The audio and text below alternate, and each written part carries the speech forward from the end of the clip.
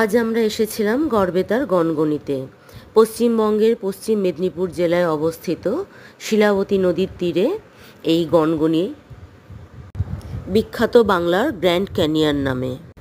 স্থানীয় প্রবাদ অনুযায়ী এখানে মহাভারতের ভীমের সাথে বক রাক্ষসের যুদ্ধ হয়েছিল।